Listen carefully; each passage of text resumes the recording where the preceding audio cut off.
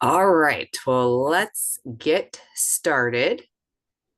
So first, welcome to everyone. This is our last webinar of the year. Believe it or not, this will be our 12th, rounding out 2024. And tonight's topic is adding guaranteed income to your retirement picture.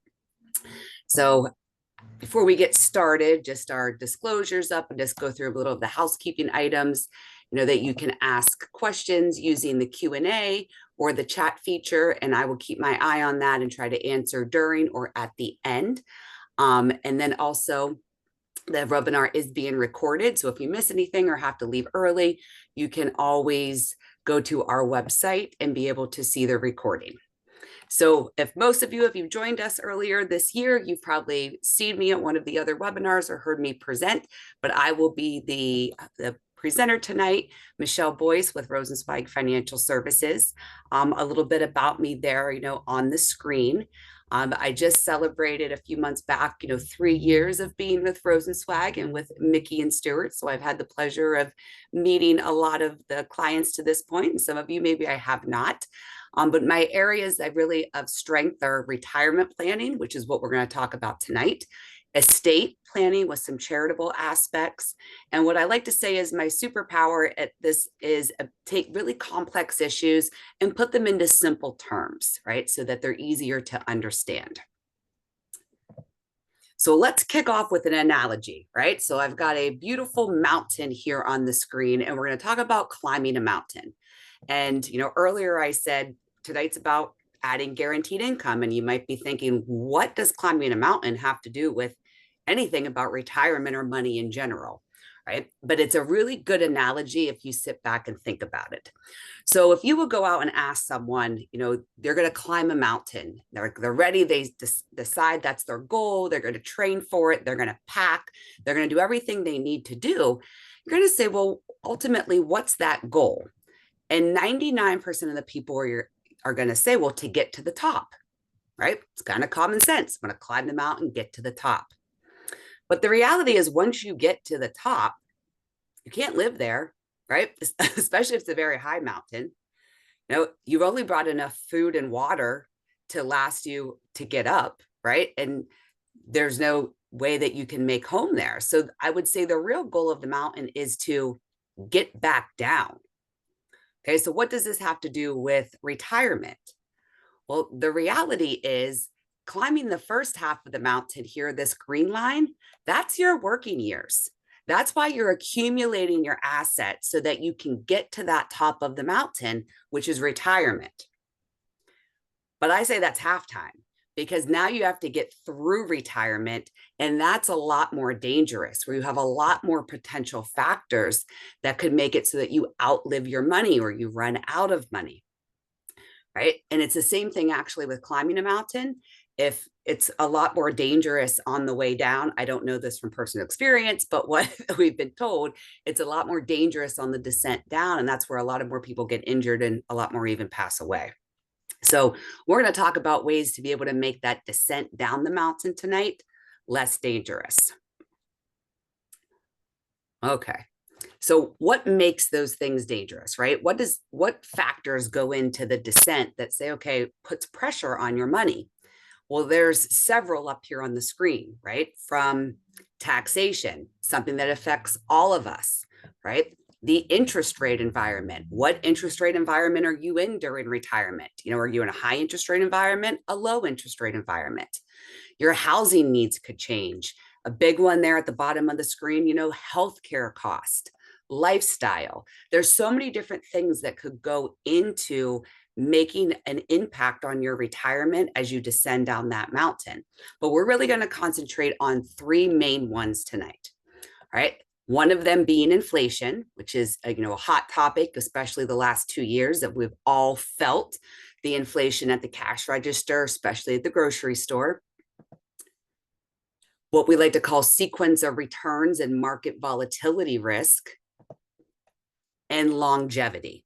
So those three potential risks are what we're going to really dive into tonight and talk about one solution that you should be adding to your retirement profile that you can help lower the risk of at least that potential risk.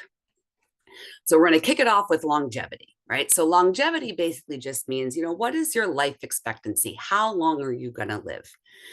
And the reality, none of us know, right? There's no crystal ball. We can put a lot of factors into it from, our parents and our grandparents and our lifestyle and our current health. But the reality is we don't know. So all we can do is try to use some statistics and plan.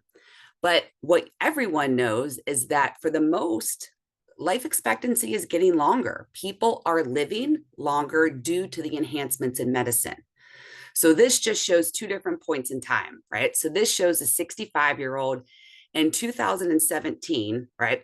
They had a male on average lived 18.6 years after age 65, which took him to, about 83 and a half. And a female lived 21.2 years. That was in 2017. Fast forward to 2060 is what's projected is that a male's now going to live 21.7 years longer and a female 24.4. And so these are the statistics. Now, I like to take this one step farther because when they look at statistics, they look at everybody in the population. But the reality is that, the curve is kind of a bell curve, right? And it's really based off your social economic place. So because those that do not have the ability to maybe get medicine or care, they're going to have a shorter life expectancy than those that do have that ability. I'm sure everyone on this call or listening at this point knows someone who's probably age 100. You might know more than one, and you probably know a lot of people that are in their 90s. The reality is we're just living longer and longer. So even though these are the statistics, it takes in the whole population. I think really more it's, probably 90s, mid 90s is the most of our clients falls into that life expectancy.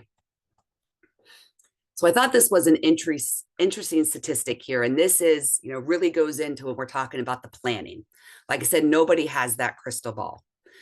But what this is saying is when you're doing your financial plan, if you're using different ages here, right? So if you said, okay, I'm planning to live to age 90. I think I want my money to last that long versus 95 versus 100.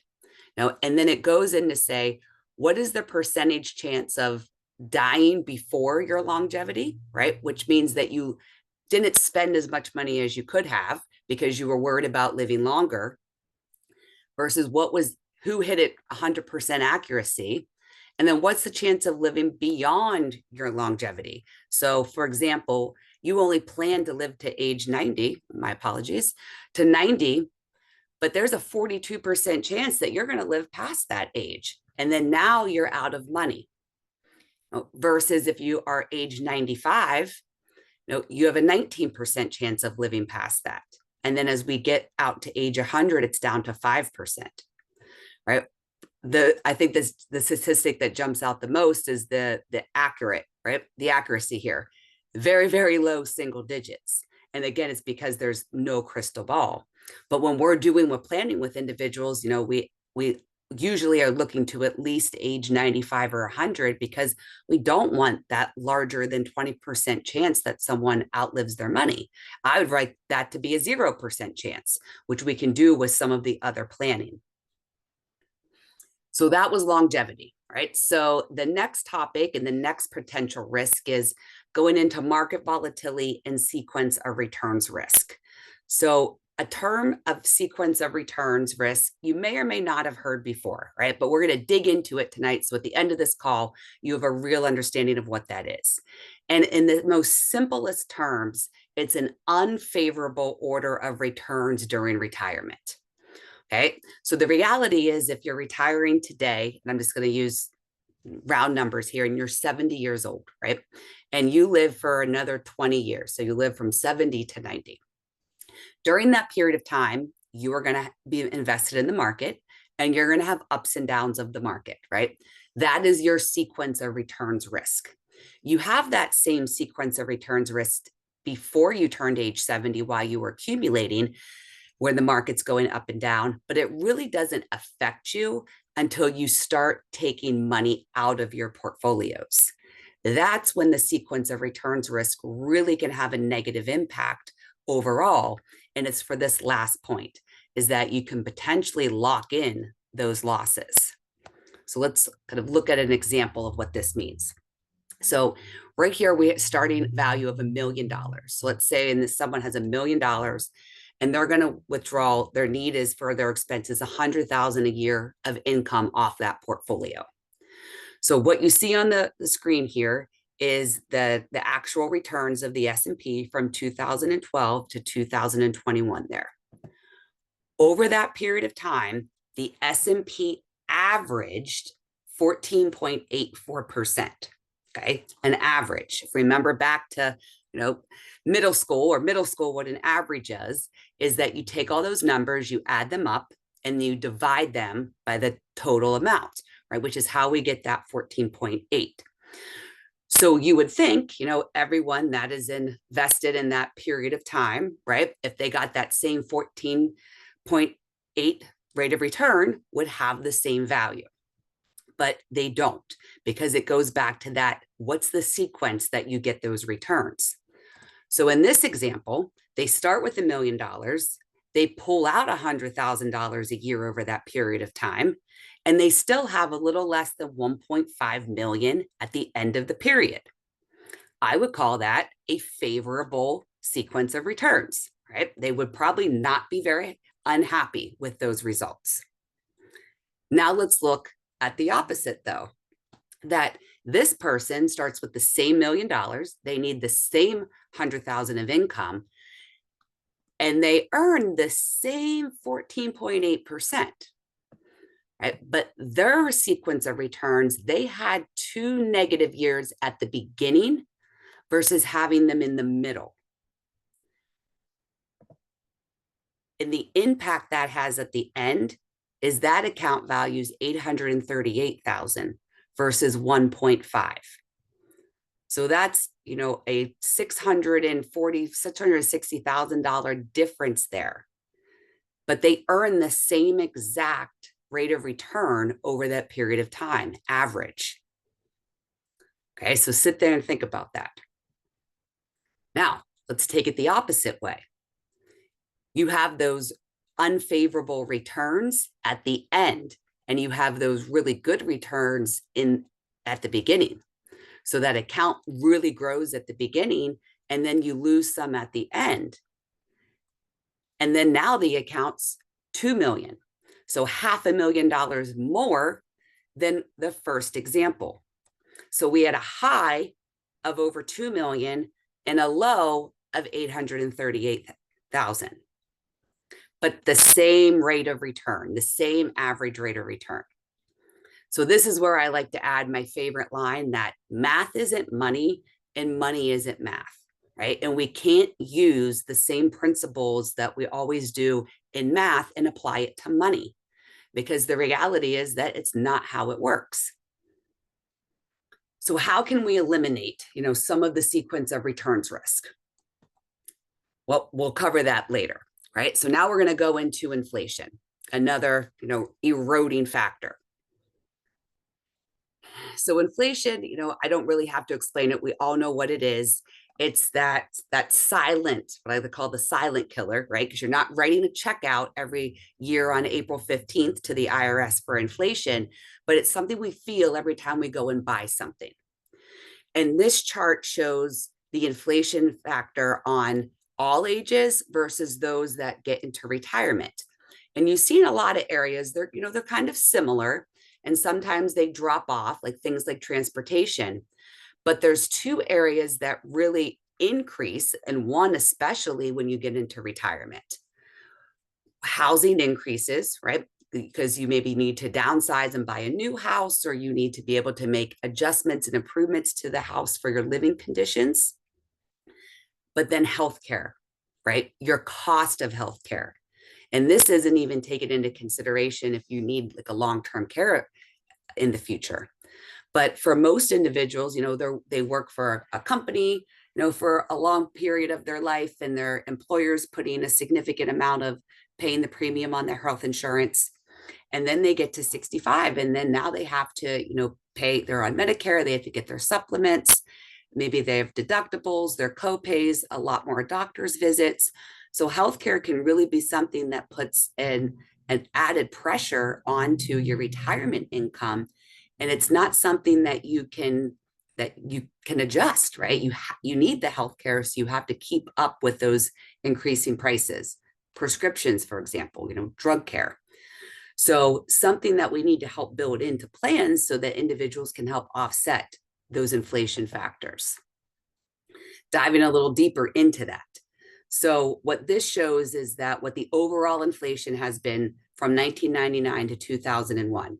So it's that gray, light blue area would be a little bit larger after the last few years. But over that period of time, inflation was averaged at 60%, what they said. Now, and workers' earnings grew by 90%. So you were able to outpace inflation, which is everyone's goal, that you're increasing more in your income so that you're able to keep the same lifestyle as that inflation costs go. But then look at that huge green triangle of what it is for health.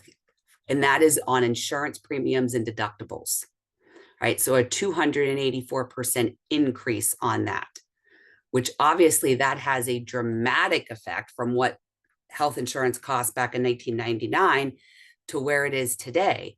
And it affects how much someone can save, right? Which then ultimately, how much income can you take in retirement? Okay, so back to the screen here that shows all of the different potential risks, right?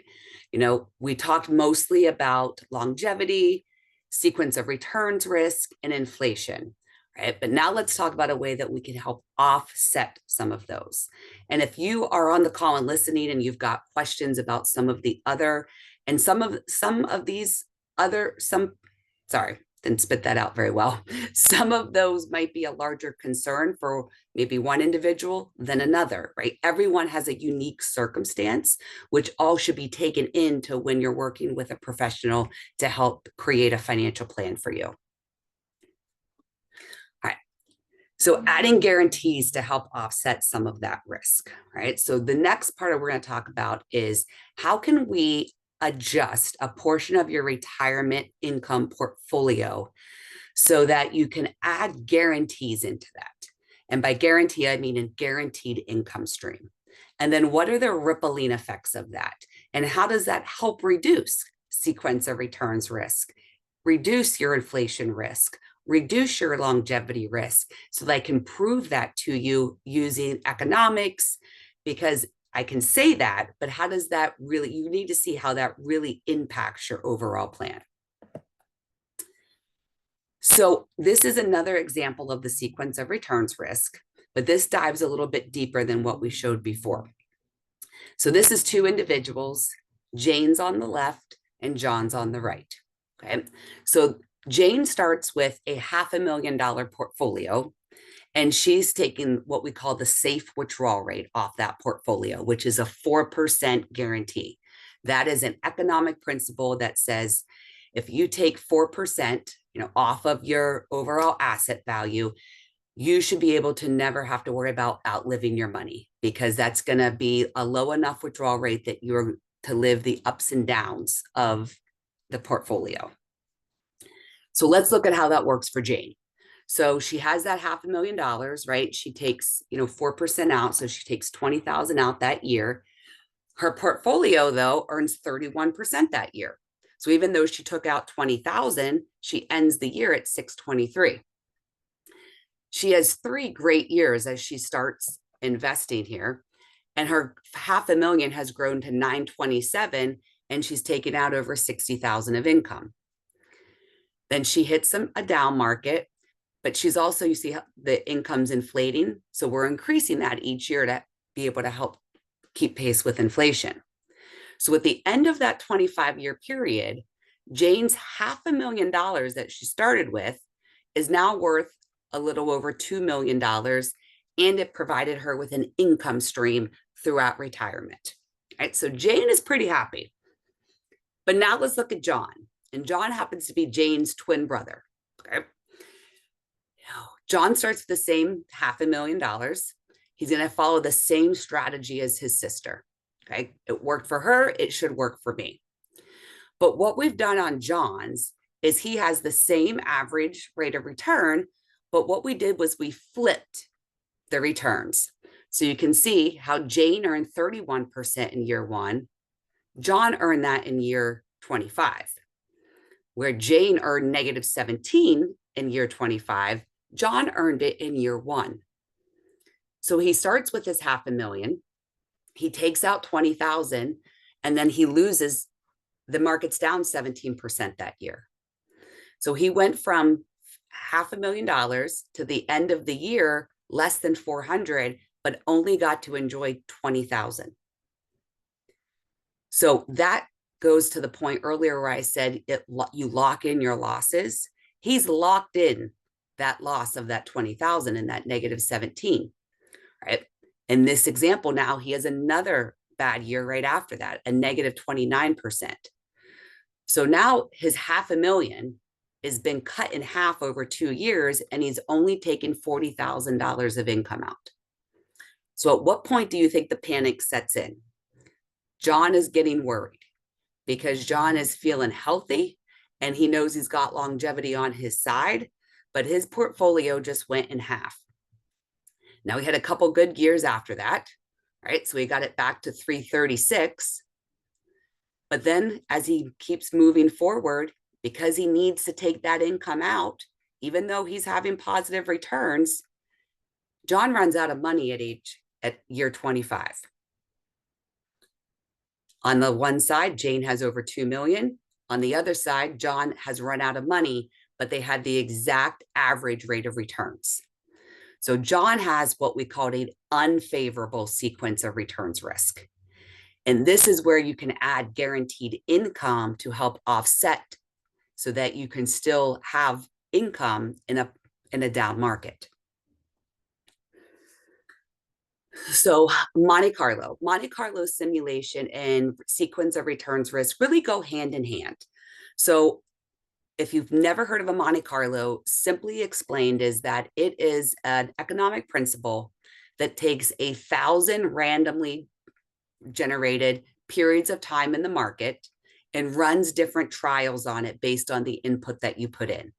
So for example, with Jack and Jane there, right, or Jack and John, it would say, okay, you have $500,000. It puts in those different rates of return throughout 1,000 different randomly generated, and that you need to pull 20,000 a year out of income. And then it will spit out what is your probability of success based off of those different trials. So this is an actual client here that when we first met, they had a Monte Carlo score of 91, which means they were in the 91 percentile that they would not outlive their money, that they would have at least $1 left the day that they die. And I'm running their plan out to age 100 because that's what they wanted to see. Monte Carlo rates you. It's kind of red light, yellow light, green light, just like driving. So that put them in the green, right, at 91%, which is what we're shooting for. But as I said earlier, we really want to get you as high as possible on that. Now, if you look here where you see the market conditions in the middle of the screen, this also gives you 3 different points, right? Because the 91% doesn't really tell you a lot. It tells you you're going to have at least $1 left at retirement. At death, but that's usually not someone's goal. So in the market conditions side, it says, based on the different percentiles, how could this ending value look? So if we start in the middle, right, to say, okay, if you landed in the 50th percentile, which means you got if 100 was the best and 0 was the worst, you got middle of the road on the returns throughout your entire retirement, your ending asset value would be 5.8 million. Okay, which is usually pretty close to when we run our projections of using conservative rates of return of where that ends. If you end up getting in the 97.5 percentile of returns, you could be at 22 million versus 5.8 million. Clearly a very large difference there, right? But what I like to make sure that we're preventing is this bottom 2.5%, right? If you ended up in the bottom, you got the worst basically of the 2.5, you're negative $1.3 million at retirement. Okay. That isn't a number that we like to see negative, because that's not taking in worst case scenario. And if we go back to what all our potential risks are, right? We've got other risks besides just market risk. What if there is a long-term care event or a tax increase that you need to spend more money in retirement? Well, that just amplifies what that lower number is. So a solution is to, like I've started to say earlier, is adding some guaranteed income to your portfolio. Right now, as you work, you are in the accumulation phase and you are your paycheck, right? You go to work, you get a paycheck. But when you get to retirement, you're no longer earning a paycheck, right? You have to turn your assets into a paycheck or a pension stream. So the concept of what I'm going to show here is essentially that, is that you're taking some of your assets today and you turn it into a future income or a pension stream for yourself in retirement, using some sort of annuity with an income benefit. So these types of products have two different phases. They have the deferral phase, which is while it's growing and you're not using it, usually from at least 1 year up to 10 years. And then you go into the income phase, where you are now turning on lifetime income. So it doesn't matter if you live till 100 or 120, they're going to guarantee that income for you.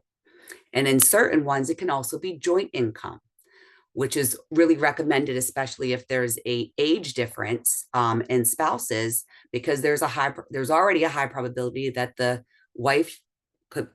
female will outlive. So if there's an age gap there as well, then a longer period of time that person can live. So in the deferral phase, this is where you put your deposit in. And then while you're deferring, it's establishing your withdrawal base. Basically, what is the guaranteed income amount that you're going to be able to take from in the future? Worst case scenario, it's always going to be your deposit. And I'm going to show you an example of this. So if you put $1 million into something like this, there's going to be a withdrawal rate. Let's say it's 5%. If that $1 million never grows, they're going to guarantee you $50,000 of income for as long as you live off that $1 million. Right? But the reality is we want that $1 million to grow over time. And especially if it's more than 1 year, let's say it's 5 years, we want that $1 million to grow to 1.5 or even $2 million. Okay? And that's the goal. Once that withdrawal base grows, that is locked in. Okay? That can't go down based off market performance, which is another great feature. So then we get to your income phase, where now you're saying, I need a paycheck. So let's start taking those pension dollars. So it's based off, when you take it, what age you are, and the established withdrawal rate. So we're going to use that 5% as the example. Once you turn on that income, again, it's for as long as you live. They're going to pay you that income stream, which can be monthly, quarterly, semi-annually, annually, however you want to take it. And there's also options out there where you can have increasing income so that it helps you keep pace with inflation, either by a set rate or by what the market performs. It would be great, that you're in retirement, you're taking income, and the market had a year like it did this year, and you got, a 10% increase to your paycheck. That would be something that any retiree would be very welcomed. So let's add some numbers to this and show you an example. So this is showing $500,000 on a 60-year-old being deposited into some sort of annuity that has an income rider on it. Okay. So worst case scenario, right? In year one, they're going to guarantee you that 5% off your $500,000, which is $25,000 a year, right? But this person isn't going to need income, right? In year one, they're not going to need income till down the road. So let's look at how this is going to work year by year. So at the end of year one, the account was up 6%. Okay? So at the end, your withdrawal rate, your withdrawal base has now increased by 6%. So that $500,000 increased by 6%. Now your 5% withdrawal rate is off that higher number. So over 1 year, your lifetime guaranteed income went from 25,000 to 26,500. The next year, it's up 8%. So now your withdrawal base increased. So you're still getting that 5%. We're at that 28,620 now. So just in 2 years or 3 years here, we've increased over $3,000. But here's a huge benefit, and which makes this different than just being invested in the market. We're coming in between year 3 and year 4. The market is down. So there's a 10% loss to the account value at this point. But if you remember in my earlier statement, the withdrawal base you cannot lose value on. So the withdrawal base doesn't change. The market value might change, but the withdrawal base stayed the same. So therefore, there's no change in your income. So that person still has 28,620 of guaranteed income. Then we're at 9%. And by we get to the end here at year 6, our initial 25,000 of income has now grown to 32,000 because our withdrawal base grew to 656,000. Okay, so that's an example of how we are able to eliminate some of that market risk and your market volatility of the sequence of returns by repositioning some of your retirement assets. Now let's compare this to if you weren't in this type of product and that you were riding out the market. So you put your same $500,000 in, right? But here, in between year 3 and 4, when you have that 15% change, the market drops. And then your income drops by over $4,000, which could be, significant in retirement. So that ending value, it comes back, but that ending income value is 27,000 versus the 32,000 it was when you added the guarantee through the annuity. So the biggest difference is coming from the account value versus the withdrawal base. Your account value only grew 56,000 over that 6-year period because you had a negative return during it, right in the middle. But because your withdrawal base cannot lose value, it grew by over 150,000 in that same period of time. Okay. So what type of effect does that have then on the rest of your assets? So this is the Monte Carlo for that same client that I showed you earlier, right? Where they were at 91%. So we did the same type of concept with a portion of their retirement money. It's about 700,000 was the amount that went in, and it was going to guarantee them a certain amount, worst case scenario, a year of income. They're going to defer it for probably 6 years. So it's projected closer to be, 90,000 of income when they start to take it. And then what effect does that have on the Monte Carlo? Well, you can see it took it to 99%. So we went from 91, which was just in the green, the whole way up to 99%. But again, what I like to look at the most is our market conditions. Remember on the downside when we were in negative 1.3 million? Well, now we are at positive 1.2 million, right? So we stayed the same in the 50%, and we lost a little in the 97.5 percentile. But most people and most clients, when I speak, they're much more concerned about this bottom number, making sure that they don't run out of money, than making sure that they have, $5 million more at age 100 there. So this is just a simple repositioning of someone's assets, but looking how it plays into their overall financial picture. So the value of income planning and going through this type of process. If you're getting close to retirement or in retirement, You really should have a formal retirement income plan. Okay? Your plan leading up to this has been going to work and getting a paycheck. But now that your assets have to support you with Social Security and any other type of income that you might have coming in, you really need a formal plan with working with professionals to say, what's the best way that I can take this? How can I make sure that I'm guaranteeing some income? How do I make sure that I'm using the right expectations for my income, my expenses, taxation, right? Future risks. A lot of times I'll talk to someone about different risks that we saw on that first page, and say, what is your plan if this happens, right? Is this something we should look further into, right? Is there a way that we can just reposition your assets or do something differently that puts you in a more defensive position if that were to happen? And the other thing I think that a formal plan really helps, besides building confidence, is it can make sure that you're going in the right direction. The analogy I like to use is that you're setting out sailing when you're going into retirement, and you kind of know your destination, but as you're on that trip, you're going to have a lot of headwind, right? You're going to have some rough waters. So working with a professional helps bring you back to course when those different things happen. And not all one size fits all, right? No two clients are the same, which is what I've learned in 20 years, right? They could look identical on the piece of paper, but that does not mean that they have the same views on money, the same views on numerous things, right? So nothing is the same. Nothing's cookie cutter.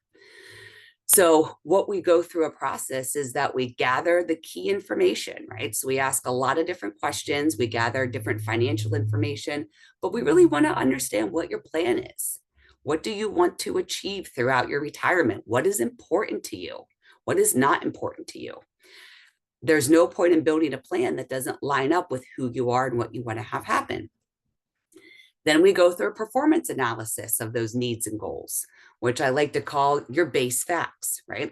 Of everything that you have going on currently and what your plan is. If you fast forward that over time, how does it play out? What does it look like? And does it achieve what you want to? There's probably going to be some areas of improvement, which is where we can help tailor a solution that fits your needs best.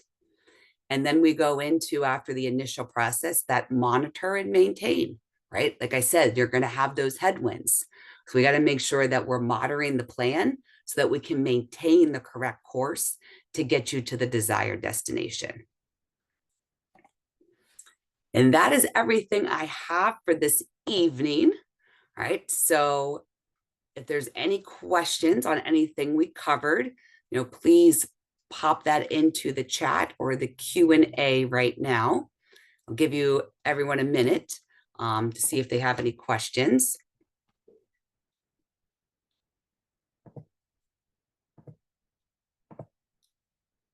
Okay, I saw one question here that says, are all of these different types of annuity products the same? Or like, how are they different? And the reality is that they're all very different, right? I like to say it's kind of like using the term, kind of annuity is like saying that you have a car, right? It's a very generic. You could have an SUV, you could have a small car, you could have a Mercedes, you could have a Dodge Neon, right? Which I know they don't make those anymore. So it all and everything in between.